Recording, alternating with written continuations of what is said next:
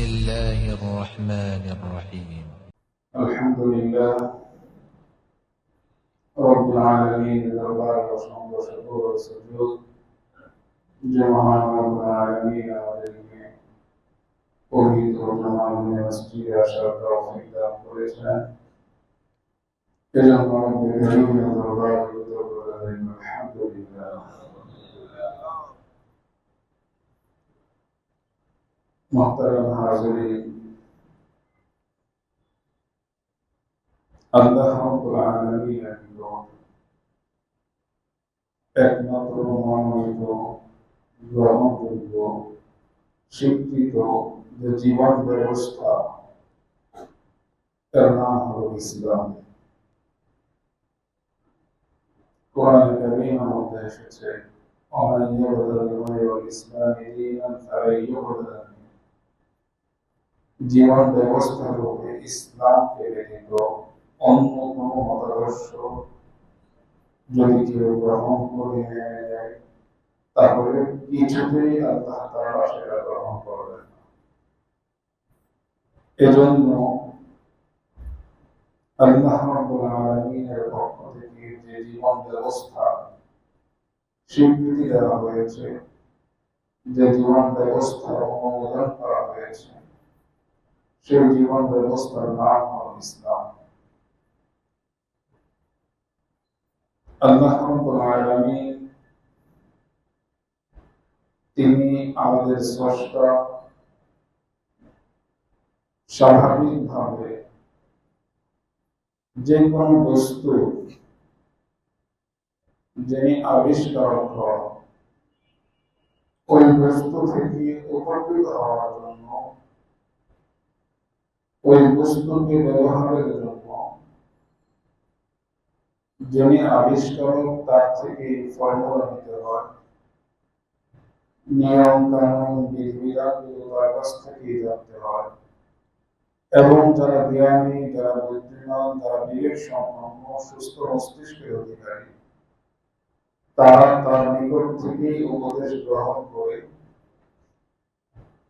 এবং তার দিক নির্দেশনার উপর মানুষের যেহেতু আকল সীমিত, মেধা সীমিত, জ্ঞান সীমিত, পরবর্তীতে দেখা যায় যুগ করে চলতে থাকে এবং এর উপর রিসার্চ হয়, গবেষণা হয়। এই বিষয়গুলোকে রিসার্চ গবেষণার মাধ্যমে অনেক দূর পর্যন্ত একের উপর এক ভর করে অনেক দূর পর্যন্ত মানুষ এগিয়ে যায়। এজন্য মুহতারাম হাজিরিন, এটা তো হলো মানুষের ক্ষেত্রে, যেহেতু মানুষের হায়াত সীমিত, মানুষের বুঝ, মানুষের আকল, মেধা সীমিত, সীমিত মেধায় যা সে আবিষ্কার করে সেটা থেকে সর্বোচ্চ উপকৃত হওয়ার জন্য তার ফর্মুলাটাকে গ্রহণ করে তো আল্লাহ রাব্বুল আলামিন তিনি আসমান এবং জমিনের যেমন স্রষ্টা, ঠিক আমার আপনার স্রষ্টা। রব্বুল আলামিন আমাকে আপনাকে সৃষ্টি করেছেন। সৃষ্টির পাশাপাশি যে একজন মানবের দ্বারা সৃষ্টির কতটুকু কল্যাণ সাধিত হতে পারে, একজন মানব সে নিজে কতটা সফলতা সমৃদ্ধি অর্জন করতে পারে, একজন মানব সে নিজে কিভাবে তার জীবনের চরম উৎকর্ষ সাধন করতে পারে, এই বিষয়ে আল্লাহ রাব্বুল আলামিন যে বিধিবিধানগুলো, যে নীতিমালাগুলো দিয়েছেন, সেই বিধিবিধান এবং নীতিমালা এর নাম হল ইসলাম। শুধুমাত্র মুহাম্মদ আরবি সাল্লাল্লাহু আলাইহি ওয়াসাল্লামকে যে নীতিমালা দেওয়া হয়েছে, যে বিধিবিধান দেওয়া হয়েছে, যে শরীয়ত দেওয়া হয়েছে, এর নামই শুধু ইসলাম নয়, বরং হযরত আদম আলাইহিস সালাম থেকে নিয়ে হযরত ঈসা আলাইহিস সালাম পর্যন্ত যত আম্বিয়া আলাইহিস সালাম এসেছেন সকলকেই যে বিধিবিধান দেওয়া হয়েছে সেগুলোর নাম হচ্ছে ইসলাম এবং সেগুলোর গোত্র, সেগুলো নির্ধারিত সময়ের সাথে সংশ্লিষ্ট ছিল, সম্পৃক্ত ছিল। শুধুমাত্র মুহাম্মদ আরবি সাল্লাল্লাহু আলাইহি ওয়াসাল্লামের উপর যে শরীয়ত এসেছে, যে কিতাব এসেছে, এই কিতাবেরও সুস্পষ্ট বক্তব্য যে পূর্ববর্তী যত কিতাব সহিফে আদম থেকে নিয়ে ইনজিল পর্যন্ত সেগুলো যেমন হক এবং এটাই সর্বশেষ কিতাব। তো সুতরাং আল্লাহ নবী মুহাম্মদ আরবি সাল্লাল্লাহু আলাইহি ওয়াসাল্লামের মাধ্যমে ইসলামের পূর্ণাঙ্গতা এবং সার্বজনীনতা সেটা লাভ পেয়েছে। পূর্ববর্তী নবীদের নির্ধারিত সময় ছিল, শরীয়তের নিয়ম নির্ধারিত গোত্রের জন্য ছিল, কিন্তু মুহাম্মদ আরবি সাল্লাল্লাহু আলাইহি ওয়াসাল্লামের উপর এসে সেটার পূর্ণাঙ্গতা এবং এর সার্বজনীনতা দুটাই পূর্ণতা লাভ করেছে। কিয়ামত পর্যন্ত যত মানব সন্তান আসবে সকলের জন্য, যে স্থানেরই হোক, যে গোত্রেরই হোক, সকলের সফলতা, সকলের শান্তির, সকলের সমৃদ্ধি একমাত্র পথ হলো ইসলাম। মুহতারাম হাজিরিন, তো আল্লাহ রাব্বুল আলামিন ইসলামকে আমার আপনার সফলতা সমৃদ্ধির জন্য স্বীকৃতি দিয়েছেন যে এর বিকল্প কোনো পথ, কোনো মত, এর মাধ্যমে তোমাদের জীবনে শান্তি, তোমাদের জীবনে শৃঙ্খলা, তোমাদের জীবনে স্থিতিশীলতা, তোমাদের জীবনে সমৃদ্ধি কোনো অবস্থাতেই সম্ভব নয়। কারণ যার সাহায্যে তোমরা সফলতা পেতে চাও, যার উপর ভর করে, নির্ভর করে, যার মাধ্যম ধরে, যে উপায় গ্রহণ করে তোমরা নিজেরা জীবনে পরিপূর্ণ সফল হতে চাও, ওই সকল উপায় উপকরণগুলো আমারই সৃষ্টি, আমারই হুকুম, মানে আমারই অনুগত। তো সুতরাং যদি তোমরা আমার নির্দেশনা অনুযায়ী চলো, তাহলে ওই সকল উপায় উপকরণ যা আমার সৃষ্টি, আমার অনুগত, তারা তোমার সঙ্গী হবে এবং আমার নির্দেশ অনুযায়ী তারা তোমাদেরকে সফলতার দ্বারপ্রান্তে পৌঁছে দেবে। আর যদি এর ব্যতিক্রম কিছু যদি করতে চাও, তাহলে যে মাধ্যম তুমি করো, যার উপর ভর করো, নির্ভর করো, যে উপায় গ্রহণ করো, এগুলো তোমার অনুগত নয়, এগুলো তোমার সৃষ্টি নয়, বরং এগুলো আমার সৃষ্টি। তোমার হুকুম মানতে এগুলো বাধ্য নয়, কারণ আমি সৃষ্টি করেছি তোমাদের জন্য, যখন তোমরা আমার হুকুম মানো। খলাকাকুম মা ফিল আরদি জামিআ, আল্লাহ তাআলা যা আমি আপনি যাকে উপায় হিসাবে গ্রহণ করি আমাদের জীবনের সফলতার জন্য, জীবনের উন্নতির জন্য, জীবনের উৎকর্ষের জন্য, সমৃদ্ধির জন্য, ওই সকল উপায় উপকরণগুলো আল্লাহ তাআলার সৃষ্টি। এজন্য মুহতারাম হাজিরিন, আল্লাহ রাব্বুল আলামিনের নিকট একমাত্র গ্রহণযোগ্য, স্বীকৃত, অনুমোদিত যে জীবন ব্যবস্থা, যার মাধ্যমে মানব জীবনে শান্তি প্রতিষ্ঠা সম্ভব, যার মাধ্যমে মানব জীবনে স্থিতিশীলতা সম্ভব, যার মাধ্যমে মানব জীবনের শৃঙ্খলতা সম্ভব, এই সকল কিছু আল্লাহ তাআলা ইসলামের মধ্যে রেখেছেন। এজন্য রব্বুল কারীম ঘোষণা করেছেন, ইন্নাদ দীন ইনদাল্লাহিল ইসলাম, যে আল্লাহ তাআলার দ্বীন বলতে যা বোঝায়, জীবন ব্যবস্থা বলতে যা বোঝায়, মানবের চলার জীবনের রীতি নীতি বলতে যা বোঝায়, মানুষের জীবনে উন্নতি বলতে যা বোঝায়, সমৃদ্ধির পাথেয় বলতে যা বোঝায়, এই সকল কিছুর এক অভিন্ন নাম হলো দ্বীন ইসলাম। মুহতারাম হাজিরিন, এই দ্বীন ইসলাম পূর্বেও ছিল, আমাদের নবীর উপর এসে সেটা পূর্ণাঙ্গতা লাভ করেছে এবং সার্বজনীনতা লাভ করেছে। এটা শুধুমাত্র আরবের জন্য নয়, আরব আজম সকলের জন্য এই ইসলাম। এটা শুধুমাত্র মুহাম্মদ আরবি সাল্লাল্লাহু আলাইহি ওয়াসাল্লামের জীবদ্দশায় ওই সময়ে যারা ছিল তাদের জন্য নয়, বরং কিয়ামত পর্যন্ত যারা আসবে সকলের জন্যই হলো এই দ্বীন, এই ইসলাম। কোরআনে কারীমের মধ্যে এসেছে, ইয়াউমা আকমালতু লাকুম দীনাকুম ওয়া আতমামতু আলাইকুম নি'মাতি ওয়া রাদিতু লাকুমুল ইসলাম দীনা। যে দ্বীনের যে এটা যে আতাম, এটা যে আকমাল, এটা যে পূর্ণতা পেয়েছে, এই বিষয়টা মুহাম্মদ আরবি সাল্লাল্লাহু আলাইহি ওয়াসাল্লামের মাধ্যমে এসেছে। আল্লাহর রাসূল সাল্লাল্লাহু আলাইহি ওয়াসাল্লাম এর একটি পরিচয় তুলে ধরেছেন যে আসলে ইসলাম কি, যে বুনিয়াল ইসলাম আলা খামস শাহাদাতি আল্লা ইলাহা ইল্লাল্লাহ ওয়া আন্না মুহাম্মাদার রাসূলুল্লাহ ওয়া ইকামিস সালাহ ওয়া ইতাইজ যাকাত ওয়াল হজ্জ ওয়া সাওম রমাদান। যে ইসলামের দিন, যে ইসলামের বুনিয়াদের ভিত্তি রাখা হয়েছে 5টি জিনিসের উপর। একটি হলো যে আল্লাহ ছাড়া কোনো ইলাহ নেই, মুহাম্মদ সাল্লাল্লাহু আলাইহি ওয়াসাল্লাম তিনি আল্লাহর রাসূল।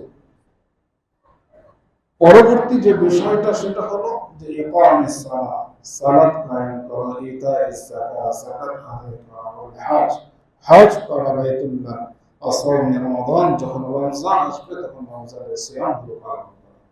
মুহতারাম হাজিরিন, এই 5টি বিষয়ের মধ্যে 2টি দিক। একটি বিষয় হলো যেটা আমার আপনার বিশ্বাসের সাথে সম্পৃক্ত, যে এই বিশ্বাসটা যে আল্লাহ ইলাহা ইল্লাল্লাহ, যে আল্লাহ ছাড়া কোনো ইলাহ নেই, ওয়া আন্না মুহাম্মাদার রাসূলুল্লাহ, মুহাম্মদ সাল্লাল্লাহু আলাইহি ওয়াসাল্লাম তিনি আল্লাহর রাসূল। এখানে বিষয়টা হলো বিশ্বাস যে আল্লাহ ছাড়া কোনো ইলাহ নেই, মুহাম্মদ সাল্লাল্লাহু আলাইহি ওয়াসাল্লাম তিনি আল্লাহর রাসূল। এটা এই বিশ্বাসটাকে লালন করার সাথে সাথে জবানের স্বীকৃতি দেওয়া, লালন করার সাথে সাথে জবানের স্বীকৃতি দেওয়া। মুহতারাম হাজিরিন, এই যে বিশ্বাস, এই যে স্বীকৃতি, এর নাম হলো ঈমান। আর ইকামাতুস সালাহ, ইতাইস যাকাত, ওয়াল হজ, ওয়া সাওম রমাদান, আর 4টি যে বিষয় আছে এর নাম এগুলো হলো আমাল। তো ঈমান এবং আমাল ইসলামের 2টি দিক। একটি দিক হলো ঈমান, আর একটি দিক হলো আমাল। ঈমান হলো যেটা বিশ্বাস, আমাল হলো যে এই বিশ্বাসের বাস্তবায়ন। তো ঈমানের বিষয়টা হলো মুহতারাম হাজিরিন, যে ঈমান এটা লালন করবে, ঈমান এটা বুকে ধারণ করবে, এবং এই ঈমানটা মুহতারাম হাজিরিন জবানের দ্বারা এটাকে উচ্চারণ করতে হবে, স্বীকৃতি দিতে হবে। শুধুমাত্র বুকে লালন করবে এর নাম ঈমান নয়, বরং বুকে লালন এই বিশ্বাসটাকে প্রকাশ করতে হবে যে আল্লাহ ছাড়া কোনো ইলাহ নেই, মুহাম্মদ সাল্লাল্লাহু আলাইহি ওয়াসাল্লাম তিনি আল্লাহর রাসূল। এটা জবানে উচ্চারণ করতে হবে, আরবি ভাষায় না হোক, মুহতারাম হাজিরিন নিজ ভাষায় সেটাকে পরিষ্কার করে উচ্চারণ করতে হবে, এবং এই স্বীকৃতি নিজের জবানে দিতে হবে। শুধু বুকে লালন করা, শুধু এই বিশ্বাসটা ভিতরে থাকা, প্রকাশ না করার নাম ঈমান নয়। যেমন নাকি আমরা সকলেই জানি রাসূল করিম সাল্লাল্লাহু আলাইহি ওয়াসাল্লামের চাচা আবু তালিব ইসলামের জন্য অনেক কিছু করেছে, আল্লাহর রাসূলকে অনেক সাহায্য সহযোগিতা করেছে। সেও এটা মনে প্রাণে জানতো, বিশ্বাস করতো যে আল্লাহ ছাড়া ইলাহ নেই, মুহাম্মদ আল্লাহর রাসূল, এটা সে ভালোভাবে জানতো, এটা সে প্রত্যক্ষ করেছে, কিন্তু জবানে এই স্বীকৃতি সে দেয়নি, এজন্য তাকে ঈমানদার বলা হয় না। মুহতারাম হাজিরিন, এজন্য বুকের যে বিশ্বাস, ভিতরের যে সাধনা, এটাকে জবানে স্বীকৃতি দিতে হবে। আর ঈমান এবং ইসলামের যে বিষয়টা আরো সহজভাবে যদি আমরা বুঝতে চাই, তাহলে মুহতারাম হাজিরিন, যে দেখেন জানাজা হয়, যখন জানাজা হয় তখন আমরা মাইয়িতের জন্য দোয়া করি। এই দোয়ার মধ্যে শেষ দিকে এসে আমরা বলি আল্লাহুম্মা মান আহইয়াইতাহু মিন্না ফাআহইহি আলাল ইসলাম ওয়া মান তাওয়াফফাইতাহু মিন্না ফাতাওয়াফফাহু আলাল ঈমান। যে আসলে একটা মানুষ, আমাদের আপনজন, আমাদের আত্মীয়, আমাদের পড়শি, আমাদের প্রতিবেশী, তিনি চলে যাচ্ছেন তার লাশকে সামনে রেখে মাইয়িতের জন্য, নিজের জন্য, মাইয়িতের জন্য, উপস্থিত অনুপস্থিত, ছোট বড় সকলের জন্যই আমরা দোয়া করছি। কিন্তু সর্বশেষ আমরা দোয়া করি যে আল্লাহ আমাদের মধ্য থেকে যাদেরকে তোমরা বাঁচিয়ে রাখো, তাদেরকে ইসলামের উপর বাঁচিয়ে রাখো। বিষয়টা কি? এখানে এই দোয়া, এই শিক্ষাটা দেওয়া হচ্ছে যে বাঁচার অপর নাম হলো ইসলাম। বাঁচতে হলে ইসলাম ছাড়া এর বিকল্প কোনো কিছু নেই। মান আহইয়াইতাহু মিন্না ফাআহইহি আলাল ইসলাম। আল্লাহ আমাদের মধ্য থেকে যাদেরকে তুমি জীবন দান করেছো, তাদেরকে ইসলামের উপর জীবন দান করো। জীবনের কোনো একটা অংশ যেন এমন না হয় যে ইসলামকে পাশ কাটিয়ে অন্য কোনো মতামত, দর্শন, কোনো কিছু সে গ্রহণ করে। তো জীবনে আমার আপনার যে হায়াত, এই হায়াতের উপর নাম হলো ইসলাম। এটাই এখান থেকে এই শিক্ষাটাই নেওয়া। আর যখন আমি চলে যাব দুনিয়া থেকে, তখন যেন আমি যেই ঈমান ভিতরে লালন করেছি, ধারণ করেছি, স্বীকৃতি দিয়েছি, ওই ঈমানটা যেন আমার থেকে বিচ্ছিন্ন না হয়, সেই ঈমানটাকে নিয়ে যেন আমি যেতে পারি। মুহতারাম হাজিরিন, তাহলে ইসলাম হলো আমার আপনার বাঁচার নাম।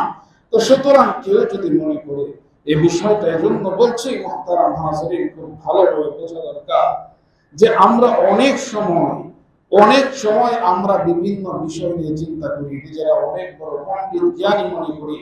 মুহতারাম হাজিরিন, নিজেদের পাণ্ডিত্যকে প্রকাশ করার জন্য অনেক সময় আমরা এমন এমন শব্দ উচ্চারণ করি যে শব্দগুলো কোনোভাবে আমার আপনার বিশ্বাসের সাথে যায় না। যেমন বলা হয় মুহতারাম হাজিরিন যে ধর্মান্ধ একটি শব্দ। ধর্মান্ধ যে শব্দটা, এটাকে আপনি আপনার মতো ব্যাখ্যা করতে পারেন। আপনি যত বড় জ্ঞানী হন, নিজেকে মনে করেন আপনার মতো ব্যাখ্যা করতে পারেন, কিন্তু আপনার ব্যাখ্যা গ্রহণ করতে আহকামুল হাকিমিন তিনি বাধ্য নন। আপনাকে বুঝতে হবে যে আমি যে ব্যাখ্যা করব, আমার ব্যাখ্যাটা গ্রহণ করতে, আমার ব্যাখ্যাটা মেনে নিতে যিনি আমার স্রষ্টা তিনি বাধ্য নন। তিনি যে ব্যাখ্যা করেন, তিনি যা বলেন, তিনি যা সিদ্ধান্ত দেন, সেটাই প্রকৃত, সেটাই সঠিক, এর বিকল্প কিছু হতে পারে না। মুহতারাম হাজিরিন, তো রব্বুল আলামিনের পরিষ্কার সিদ্ধান্ত হলো মাইয়াবতাগি গায়রাল ইসলামি দীনা ফালাই ইউকবাল মিন। আপনি যত ব্যাখ্যাই নিয়ে আসেন, আল্লাহ তাআলা কিছুতেই সেটা গ্রহণ করবেন না। ধর্ম কি আমার আপনার মেধা যতটুকু ধরে ততটুকু না, আমি আপনি যতটুকু বুঝি ততটুকু না। না মুহতারাম হাজিরিন, মানুষ পঞ্চ ইন্দ্রিয়ের মাধ্যমে জ্ঞান অর্জন করে। পঞ্চ ইন্দ্রিয় এক সময় বিকল হয়ে যায়, তখন মানুষ তার আকল আর বুদ্ধি দ্বারা তারা জ্ঞান অর্জন করে। আকল এবং বুদ্ধি অসীমিত। মুহতারাম হাজিরিন, আমার আপনার আকল, বুদ্ধি, মেধা এটা অসীম নয় যে আমি আপনি সকল কিছুই বুঝে যাব, সকল বিষয়গুলো আমি আপনি যাচাই বাছাই করতে পারবো, পরখ করতে পারবো, সকল কিছু আমার মেধা দিয়ে আমি সবকিছুকে আমি গ্রহণ করে ফেলবো, এটা সম্ভব নয়। যখন নাকি আমার আপনার পঞ্চ ইন্দ্রিয় যখন শেষ হয়ে যায় তার ক্ষমতা, সক্ষমতা, তখন যেন আমার আপনার মেধা কাজ করে। মেধার মাধ্যমে আমি আপনি জ্ঞান অর্জন করি, আকলের মাধ্যমে জ্ঞান অর্জন করি। আমার আপনার মেধা আকল এক সময় অক্ষম হয়ে যায়, তখন আমার আপনার জ্ঞান অর্জন করার একমাত্র মাধ্যম হলো ওহী। আল্লাহ রাব্বুল আলামিনের পক্ষ থেকে যে ওহী এসেছে, যে মানবের উপর এসেছে, সেই মহামানবের যে বিধান, সেই মহামানবের যে আদর্শ, সেগুলোর মাধ্যমে আমাকে আপনাকে জ্ঞান অর্জন করতে হবে। তখনই মুহতারাম হাজিরিন, আমি আপনি এই সসীম মেধা, আমি আপনি এই সীমিত আকল বুদ্ধির দ্বারাও মুহতারাম হাজিরিন এই আহকামুল হাকিমিনকে সন্তুষ্ট করতে সক্ষম হব। আহকামুল হাকিমিনকে খুশি করতে আমি আপনি সক্ষম হব। আর যদি বিষয়টা ভিন্ন হয়, যদি আমি আপনি আমার আপনার মেধা পর্যন্তই যদি সীমিত থাকি, তাহলে মুহতারাম হাজিরিন দেখা যাবে যে এই সীমিত মেধার মাধ্যমে, সীমিত আকলের মাধ্যমে আহকামুল হাকিমিনকে সন্তুষ্ট করা, আহকামুল হাকিমিনের কুদরতকে বোঝা, সেটাকে ধারণ করা, সেটা অসম্ভব হয়ে পড়বে। তখনই হিদায়াত থেকে, তখনই সিরাতে মুস্তাকিম থেকে বিচ্যুত হওয়ার আশঙ্কা হয়। মুহতারাম হাজিরিন, ওই সময়টাই মানুষ হিদায়াত থেকে, ঈমান থেকে দূরে সরে যায়। এজন্য আল্লাহ রাব্বুল আলামিন তিনি ওহীর ব্যবস্থা করেছেন। কারণ এই সীমিত মেধার আকল দিয়ে আল্লাহ রাব্বুল আলামিনের অপার অসীম কুদরত বোঝা, রব্বুল আলামিনের মতো এত বড় সত্যকে সন্তুষ্ট করা, এটা কোনো অবস্থাতেই সম্ভব নয়। কাউকে যদি আমি সন্তুষ্ট করতে চাই, তাহলে তার রুচি আমাকে জানতে হবে, তার মেজাজ, তার তবিয়ত আমাকে বুঝতে হবে। মুহতারাম হাজিরিন, একজন মানুষকে, একটা ব্যক্তিকে আমি চিনি না, একজনকে আমি জানি না, তার মেজাজ কি, তার রুচি কি, কোনো কিছুই আমার জানা নেই, তো ওই মানুষটাকে সন্তুষ্ট করা কিভাবে সম্ভব? কিন্তু আল্লাহ রাব্বুল আলামিন ওই সত্তা, যিনি আমাকে আপনাকে সীমিত মেধা আর আকল দেওয়ার পরেও অসীম জ্ঞান অর্জনের ওই আহকামুল হাকিমিনকে সন্তুষ্ট করার মাধ্যম, উপায়, উপকরণ আমার আপনার জন্য রেখে দিয়েছেন। আল্লাহর কালাম আমার আপনার সামনে রয়েছে, রাসূল করিম সাল্লাল্লাহু আলাইহি ওয়াসাল্লামের সুন্নাহ তার জীবনী আমার আপনার সামনে রয়েছে, এর মাধ্যমে আল্লাহ রাব্বুল আলামিনকে সন্তুষ্ট করতে। তো একজন মানুষ দেখেন, ইসলামের যে দুইটি দিক, ঈমান এবং আমাল। মূলত ঈমান তো হলো বিশ্বাস, যেটা আমরা লালন করি বুকে এবং স্বীকৃতি দিই জবানের মাধ্যমে। ঠিক তেমনি ভাবে আমাদের সালাত, আমাদের সিয়াম, আমাদের হজ, আমাদের যাকাত, এগুলো হলো ইসলাম। মুহতারাম হাজিরিন, আমার আপনার বিশ্বাসের বাস্তবায়ন, বিশ্বাসের বাস্তবায়ন, এই ঈমান এবং আমাল, এই দুইটার সমষ্টির নামই হলো দ্বীন। যে দ্বীন আল্লাহ তাআলার নিকট গ্রহণযোগ্য, যে দ্বীন আল্লাহ তাআলার পক্ষ থেকে অনুমোদিত, যে দ্বীন আল্লাহ তাআলার পক্ষ থেকে স্বীকৃতি প্রাপ্ত, সেই দ্বীন হলো ঈমান এবং আমালের সমষ্টি। ঈমান এবং আমালের সমষ্টি হলো দ্বীন। এই দ্বীনের অপর নামই হলো ইসলাম। মুহতারাম হাজিরিন, এখন আমার আপনার বোঝার বিষয় হলো যে আল্লাহ রাব্বুল আলামিন তিনি তো ওই সত্তা, তিনি তো ওই সত্তা যিনি আমাকে সৃষ্টি করেছেন এবং আমার উপর দায়িত্ব দিয়েছেন। আমার কর্তব্য হলো আমার রবের, আমার স্রষ্টার সেই দায়িত্বটাকে যথাযথভাবে পালন করা। রব এতটুকু চান যে বান্দা তুমি ওই কাজটাই করো, বান্দা তুমি ওই চেতনাটাই ধারণ করো, বান্দা তুমি ওই বিশ্বাসটাই লালন করো এবং তোমার বাস্তব জীবনে ওই সকল কাজগুলোই করো যেগুলো আমি চাই, যেগুলো আমার ইচ্ছা, তুমি সেগুলোই বাস্তবায়ন করো। যে বিশ্বাস আর চেতনার কথা আমি কালামে বলেছি, যে বিশ্বাস আর চেতনা আমার হাবিব লালন করেছেন, যে বিশ্বাস আর চেতনা আমার হাবিব তার সাহাবায়ে কেরামকে শিক্ষা দিয়েছেন, তারা লালন করেছেন, স্বীকৃতি দিয়েছেন, জীবনে যা তারা বাস্তবায়ন করেছেন, যে বিষয়টাকে যেভাবে আমার রাসূল মূল্যায়ন করেছেন, যে বিষয়টাকে যেভাবে রাসূলের সাহাবায়ে কেরাম মূল্যায়ন করেছেন, তোমরা ঠিক সেই বিষয়টাকে সেভাবেই মূল্যায়ন করো। তারা যে চেতনা ধারণ করেছিলেন, তোমরা সেই চেতনাকে লালন করো। এর মধ্যেই তোমাদের জীবনের সফলতা, এর মধ্যেই জীবনের শান্তি, এর মধ্যেই জীবনের স্থিতিশীলতা, এর মধ্যেই জীবনের সমৃদ্ধি। তো তোমরা জীবনে শান্তিও চাও, জীবনের সফলতাও চাও, জীবনের নিরাপত্তাও চাও, জীবনের স্থিতিশীলতাও চাও, এই সকল কিছু তোমরা চাও। আর এগুলো দেওয়ার জন্যই আমি তোমাদেরকে সৃষ্টি করেছি এবং এগুলো যেন তোমরা অর্জন করতে পারো, এর উপায় উপকরণগুলো আমি সৃষ্টি করেছি। তো আমার যে ইচ্ছা, আমার যে মানসা, আমার যে উদ্দেশ্য তোমাদের সৃষ্টির, তোমরাও তাই চাও। কিন্তু তোমাদের এই চাওয়া এবং আমার যে দেয়ার যে মানসা, এর মধ্যে গ্যাপটা কোথায়, এর মধ্যে বাধাটা কোথায়? আমি যা দিতে চাচ্ছি তোমরা তাই নিতে চাচ্ছ, তারপরেও তোমরা পাচ্ছ না। কেন পাচ্ছ না? তোমরা চাচ্ছ তোমাদের নফস যেভাবে চায়, তোমরা চাচ্ছ তোমাদের মন যেভাবে চায়, আর আমি তোমাদেরকে দিতে চাই। সুতরাং আমি যেহেতু দাতা, আমি যেহেতু স্রষ্টা, একজন বিবেকবান, একজন বুদ্ধিমান, একজন সুস্থ মস্তিষ্কের যে অধিকারী, সে তো দাতার মানসাকে পূর্ণ করে, দাতার ইচ্ছাকে পূর্ণ করে, দাতা যেভাবে বলেন সেভাবে চলে, তার থেকে দান গ্রহণ করে।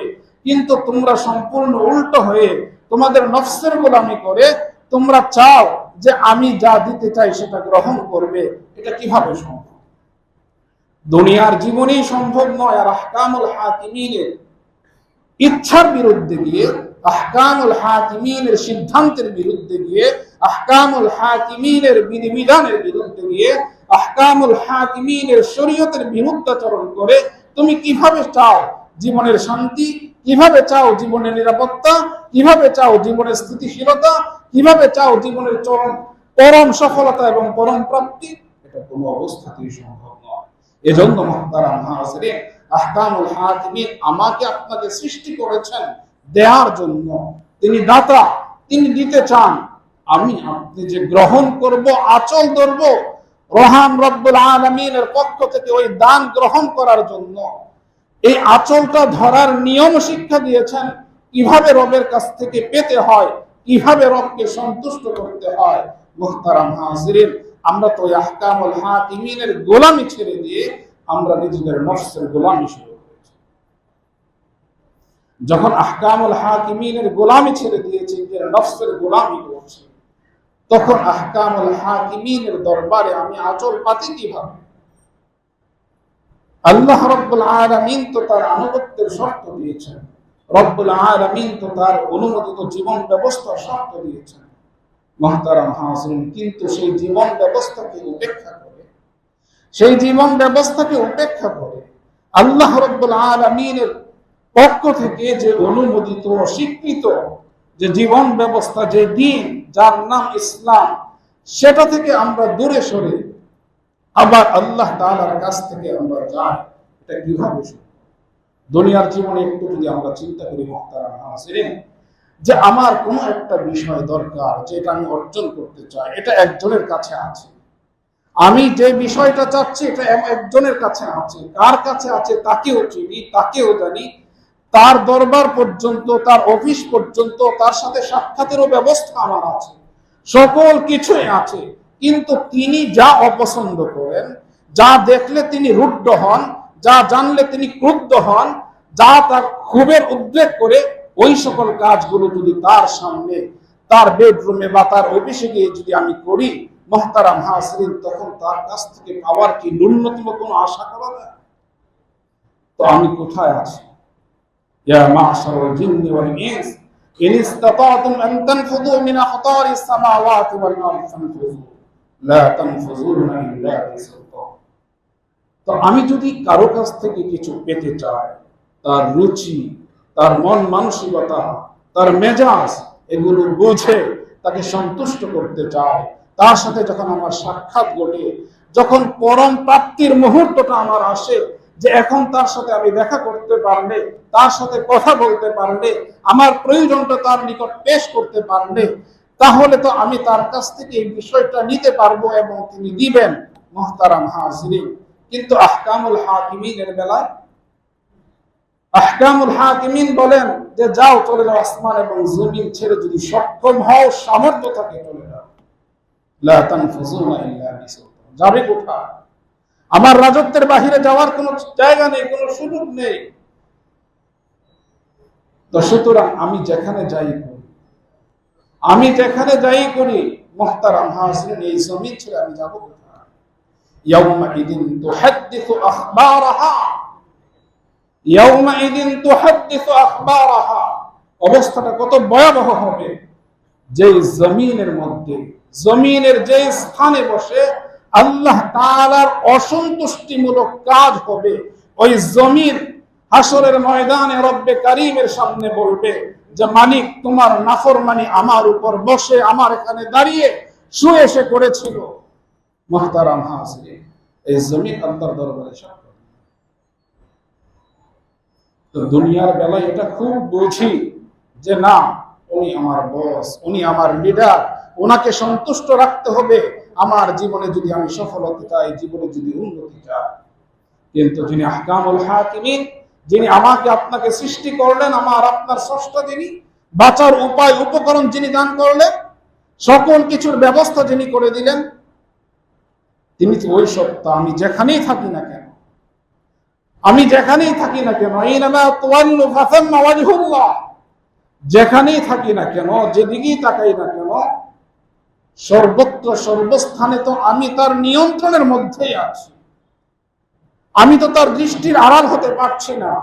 তো সুতরাং আমি তার কাছ থেকে যাব, কিন্তু তার অসন্তুষ্টির কারণ, তার অসন্তুষ্টির কাজকর্মগুলো করব, তার নাফরমানি করব, তার অবাধ্য হব, আবার তার কাছে যাব। মুহতারাম হাজিরিন, এটা কিভাবে? এজন্য আল্লাহ রাব্বুল আলামিনের নিকট একমাত্র গ্রহণযোগ্য দিন হবে দিন ইসলাম। ইসলামের দুইটি দিকের প্রথমটি হলো যেটা বিশ্বাস, এই বিশ্বাসের স্বীকৃতি দেওয়া। একজন মানব সন্তান যেভাবে ইসলামে প্রবেশ করে আশহাদু আল্লা ইলাহা ইল্লাল্লাহ ওয়া আন্না মুহাম্মাদুর রাসূলুল্লাহ, যে আমি সাক্ষ্য দিচ্ছি আল্লাহ ছাড়া কোনো ইলাহ নেই, ওয়া আন্না মুহাম্মাদুর রাসূলুল্লাহ, এবং মুহাম্মদ সাল্লাল্লাহু আলাইহি ওয়াসাল্লাম আল্লাহ তাআলার রাসূল। এই সাক্ষ্যদানের মাধ্যমে একটি মানব সন্তান সে ইসলামে প্রবেশ, যখন সে ইসলামে প্রবেশ করলো, ইসলামের সকল শর্তগুলো তাকে মেনে নিতে হবে। এই স্বাধীন দেশের নাগরিক হিসাবে মুহতারাম হাজরিন, নাগরিক সুযোগ সুবিধাগুলো আপনি যদি ভোগ করতে চান, এই সুযোগ সুবিধা দ্বারা যদি উপকৃত হতে চান, তাহলে এই দেশের সংবিধান মানা আপনার জন্য যেমন বাধ্যতামূলক, তার চেয়েও আরো অনেক অনেক বেশি বাধ্যতামূলক ইসলামের বিধিবিধানগুলো আমার আপনার জন্য। এর কোনো বিকল্প নেই। আর ইসলামের বিষয়গুলো মানার বিষয়টা বলা, এটা সংবিধান পরিপন্থীও কোনো কথা নয়। কারণ এই দেশের সংবিধান প্রত্যেকটি যার যার ধর্ম পালনে পরিষ্কার বলেছে যে কোনো বাধা নেই, ধর্ম পালন করতে পারবে। তাহলে আমার ধর্মে যা আছে সেটা পালন করতে কোথাও কোনো ধরনের বাধা আসার কথা? যেখানে বাধা আসবে সেটা সংবিধান পরিপন্থী, যেখানে বাধা আসবে সেটা সংবিধান পরিপন্থী। মুহতারাম হাজরিন, বিনা বাধায় ইসলাম পালন করা, জীবনে ইসলামের বাস্তবায়ন, ইসলামী অনুশাসনগুলো মেনে চলা, এটাই আমার সাংবিধানিক অধিকার। তো সুতরাং দেশের সংবিধান, এজন্য বলছি, আপনি জীবনে উন্নতির জন্য, সুযোগ সুবিধার জন্য যদি প্রয়োজন মনে করেন যে আমি এই দেশের সংবিধান মানব না, এই দেশ থেকে আপনি বের হয়ে যাওয়ার সুযোগ আছে। সংবিধান না মেনে দেশে থাকার কোনো অধিকার নেই। আপনাকে এই দেশের সীমান্ত ছেড়ে পাড়ি জমাতে হবে ভিন্ন কোনো দেশে। কিন্তু ইসলামী অনুশাসনকে যদি আপনি উপেক্ষা করেন, তাহলে আপনার সুযোগ কোথায় কোথায় হবে? ইসলামকে উপেক্ষা করে যাওয়ার কোনো স্থান নেই। এজন্য ইসলামের বিষয়টা সবচেয়ে গুরুত্বপূর্ণ। ইসলামের বিষয়টা সবচেয়ে গুরুত্বপূর্ণ, এর বাহিরে যাওয়ার কোনো সুযোগ নেই। আর ইসলাম বলতে শুধুমাত্র সালাত, সিয়াম, হজ, যাকাতই নয়। ইসলাম এটা একটা জীবন ব্যবস্থার নাম। মানব জীবনে যা যা কিছু প্রয়োজন, যেটা মানবের কল্যাণে, ওই প্রত্যেকটা বিষয়ে সুস্পষ্ট নীতিমালা ইসলামের আছে। এমন নীতিমালা আছে যার বিকল্প কোনো নীতিমালা হতেও পারে না। এই বিশ্বাসের নাম ঈমান। ইসলামের কিছু বিষয় আমি গ্রহণ করলাম, যেটা আমার এই স্থূল আকল দ্বারা বুঝে আসে, যেটা আমার নফস আমাকে বোঝায়, ততটুকু আমি গ্রহণ করলাম, বাকিটা গ্রহণ করলাম না। মুহতারাম হাজিরিন, ফাতুমিনুনা বিবাদিল কিতাব ওয়া তাকফুরুনা বিবাদ, যেটা তোমার নফস গ্রহণ করবে সেটা নিয়ে তুমি তুষ্ট, আর বাকি শরীয়তের বিধিবিধানগুলোকে উপেক্ষা করবে। এই সুযোগ ইসলামের মধ্যে। উদখুলু ফিস-সিলমি কাফা, রব্বুল আলামিনের পক্ষ থেকে নির্দেশনা হলো যে পরিপূর্ণভাবে ইসলামকে গ্রহণ করতে হবে, ইসলামকে বাস্তবায়ন। ইয়া কওমানা আজিবু দাঈ আল্লাহ ওয়া আমিনু বিহি। মুহতারাম হাজিরিন, আম্বিয়া আলাইহিস সালাতু ওয়াস সালামের দাওয়াতই ছিল, আহ্বানই ছিল এই যে আমার সম্প্রদায় আজিবু দাঈ আল্লাহ, আল্লাহ তাআলার আহ্বানে সাড়া দাও, ওয়া আমিনু বি, আল্লাহ তাআলার প্রতি ঈমান আনো, ইয়াগফির লাকুম মিন যুনুবিকুম ওয়া ইউজিরকুম মিন আযাবিন আলীম।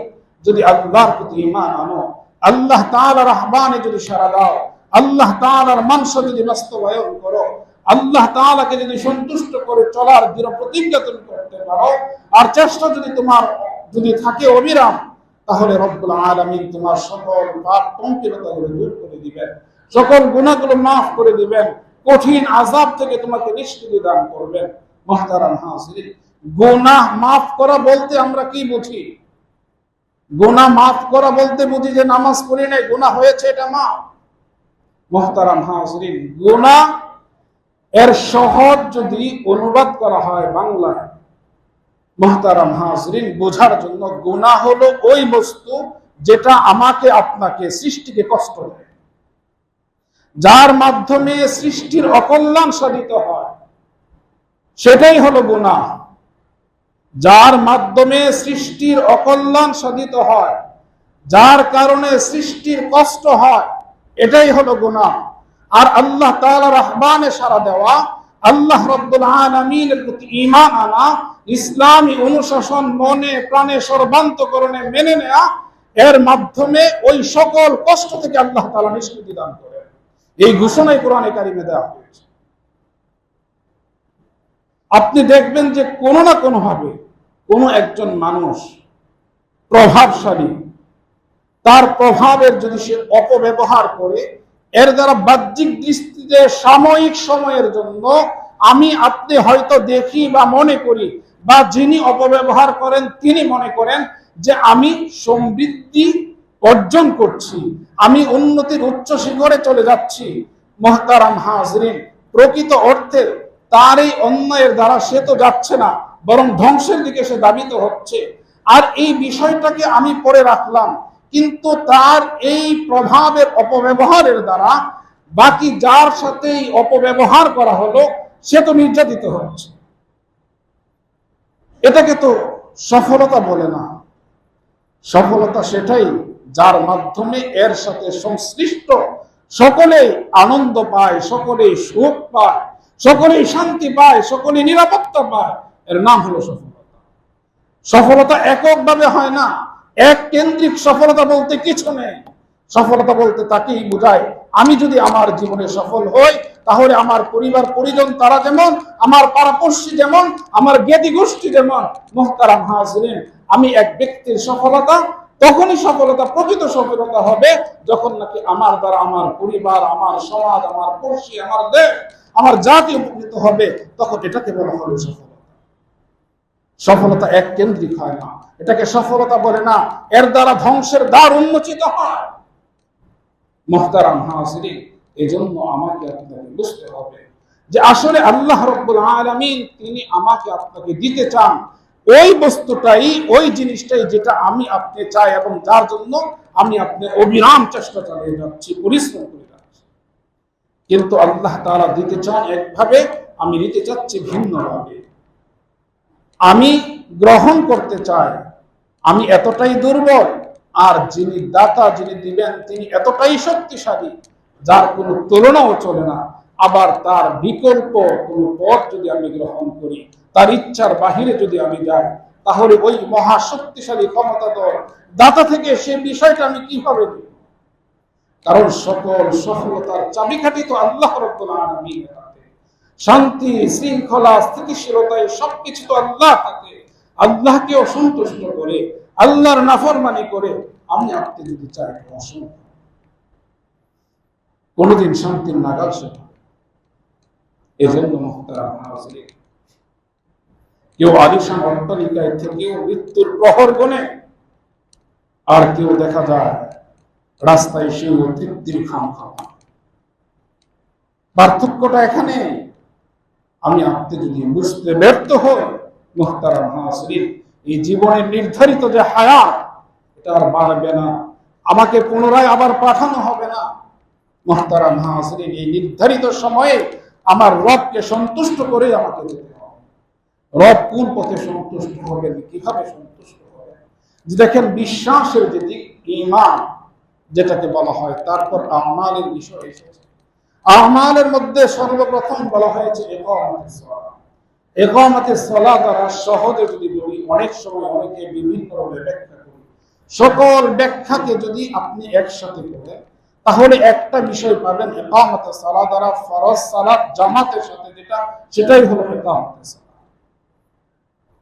আল্লাহ রাব্বুল আলামিনের মানসা, ইচ্ছা বাস্তবায়ন করে আমার আপনার জীবনে শান্তি, শৃঙ্খলা, নিরাপত্তা, স্থিতিশীলতা, সমৃদ্ধি আমরা অর্জন করতে চাই, তাহলে মুহতারাম হাজরিন, যেই বিশ্বাস আমি আপনি লালন করি, স্বীকৃতি দেই, এর বাস্তবায়নের সূচনা হলো সালাতের মাধ্যমে। এবং ওই সালাতটা কিভাবে হতে হবে? এইভাবে হতে হবে। আল্লাহর রাসূল বলেন যে ইকামাতুস সালাহ, ইকামাতুস সালাহ দ্বারা এটাই যে সালাত জামাতের মাধ্যমে যেটা ফরজ সালাত, সেটাই যার ব্যাপারে কোরআনে বলা হয়েছে ইন্নাস সালাত কানাত আলাল মুমিনিনা কিতাবান মাওকুতা। মুহতারাম হাজিরিন, নির্ধারিত সময়ের এই সালাতগুলোর কথাই বলা হয়েছে। এই সালাতের ব্যবস্থা করা এটা যেমন সর্বপ্রথম কাজ ঈমানের পরে এটা যেমন আমালের মধ্যে সর্বপ্রথম করণীয় যে বিষয় কার্যাবলী, এর প্রথম লিস্টে 1 নম্বরে যেমন সালাত, তো সুতরাং এই সালাতের ব্যবস্থা করা এটাও ঈমানদার যারা ঈমান লালন করে বিশুদ্ধ ঈমান এবং যারা স্বীকৃতি দেয় আল্লাহ ছাড়া কোনো ইলাহ নেই এবং এই স্বীকৃতি দেয় মুহাম্মদ সাল্লাল্লাহু আলাইহি ওয়াসাল্লাম তিনি আল্লাহর রাসূল, তো সুতরাং এই ঈমান লালন করার পর, ধারণ করার পর, স্বীকৃতি দেওয়ার পর প্রথম কাজ হলো ওই ঈমানদারের, ওই মুমিনের সালাতের ব্যবস্থা করা। যার দৃষ্টান্ত, যার নমুনা আমরা দেখেছি, আল্লাহর রাসূল সাল্লাল্লাহু আলাইহি ওয়াসাল্লাম মক্কা থেকে হিজরত করেছেন। মসজিদে কুবা ইসলামের প্রথম মসজিদ, সেখানে আল্লাহর রাসূল বিশ্রাম করেছেন। প্রথম কাজ করণীয় যে মসজিদ করতে হবে, ইকামতে সালাতের ব্যবস্থা করতে হবে, এজন্য সেখানে মসজিদ স্থাপিত হয়েছে। পরবর্তী আল্লাহর রাসূল সাল্লাল্লাহু আলাইহি ওয়াসাল্লাম ইয়াসরিব, বর্তমান যে মদিনা, এখানে আল্লাহর রাসূল অবস্থান করেছেন, এখানে থেকেছেন। সর্বপ্রথম মসজিদে নববী তৈরি করেছেন, নিজ হাতে নির্মাণ কাজে অংশগ্রহণ করেছেন। এই বিষয়টা শিক্ষা দেওয়ার জন্য যে দেখো ঈমানের পর প্রথম করণীয় আল্লাহ তাআলার ইচ্ছা হলো ইকামতে সালাহ, তো সুতরাং একজন ঈমানদারের কাজও সর্বপ্রথম হবে এই যে ইকামতে সালাতের ব্যবস্থা করা আমার সাধ্য সামর্থ্য।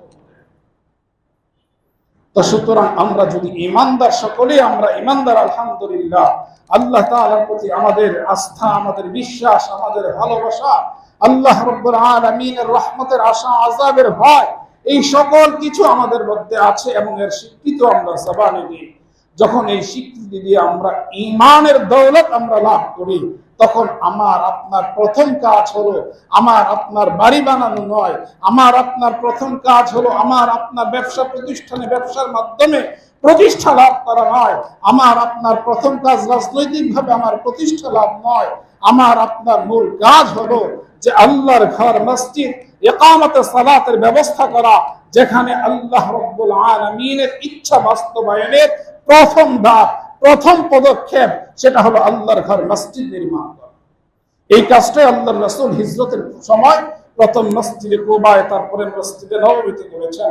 যেখানে ইসলাম পৌঁছেছে সেখানে সর্বপ্রথম ঈমানদার মুমিন মুসলিমের কাজ ছিল মসজিদ প্রতিষ্ঠা।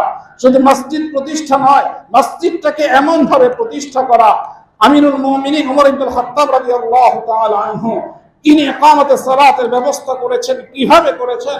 যখন ফুস্তাত নগরীর গোড়াপত্তন করা হয়, মুহতারাম হাজিরিন নির্দেশনা দিয়েছিলেন এই ফুস্তাত শহরের প্রত্যেকটা বাড়ি, মানুষের বসবাসের বাড়িগুলো একতলা হবে, আল্লাহর ঘর মসজিদ দুতলা হবে।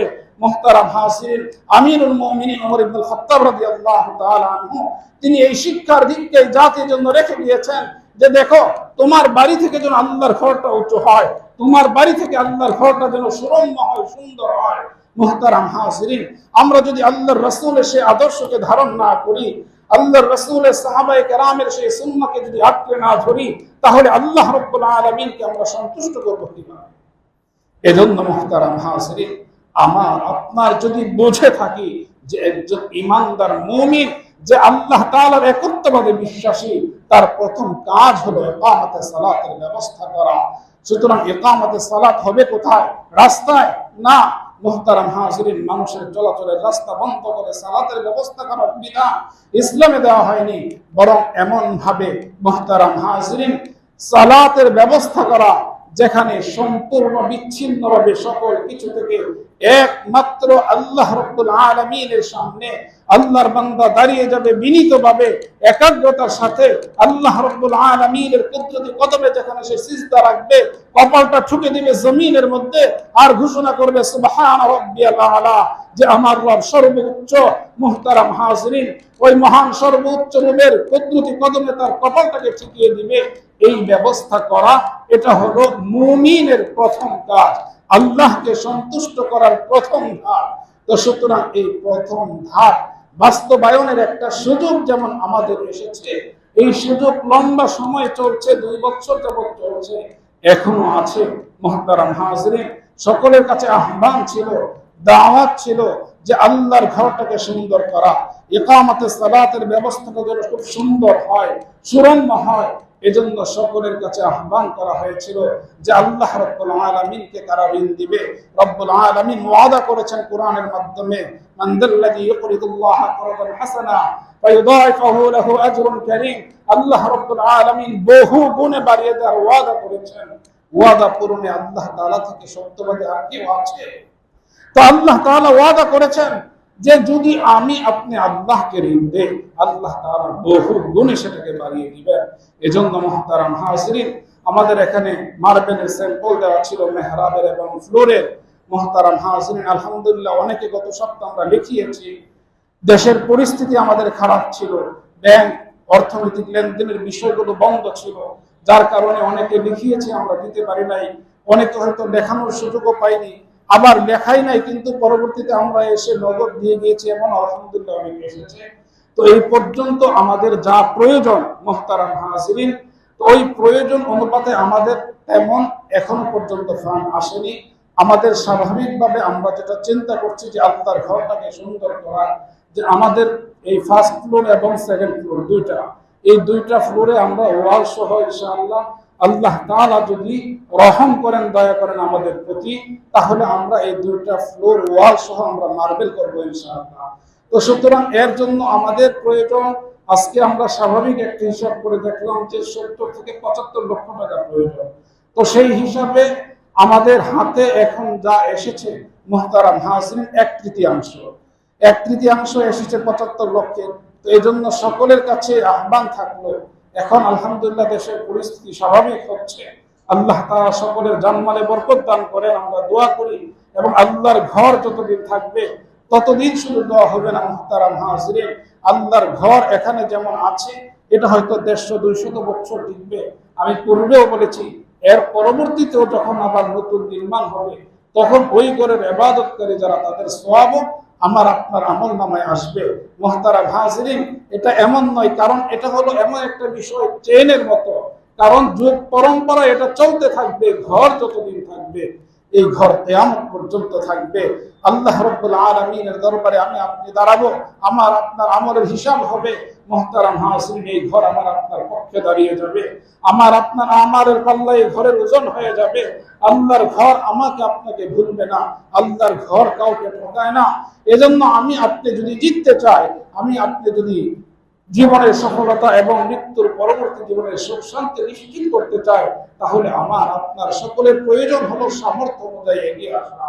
আমরা আমাদের সাধ্য এবং সামর্থ্য অনুযায়ী আল্লাহ তাআলাকে সন্তুষ্ট করার জন্য সকলেই আমাদের দানের হাতকে প্রসারিত করি। আল্লাহ তাআলা আমাদের সকলকে বোঝার তৌফিক দান করেন, আমাদেরকে আমালের তৌফিক দান করেন, যেন আমরা ইকামতে সালাহ আমাদের রবকে সন্তুষ্ট করার প্রথম ধাপে সকলের সম্মিলিত প্রচেষ্টায় যেন আমরা শতভাগ উত্তীর্ণ হতে পারি। আল্লাহ তাআলা সেই তৌফিক আমাদের সকলকে দান করেন। আমিন ওয়া আখিরু দাওয়ানা আলহামদুলিল্লাহি রাব্বিল আলামিন।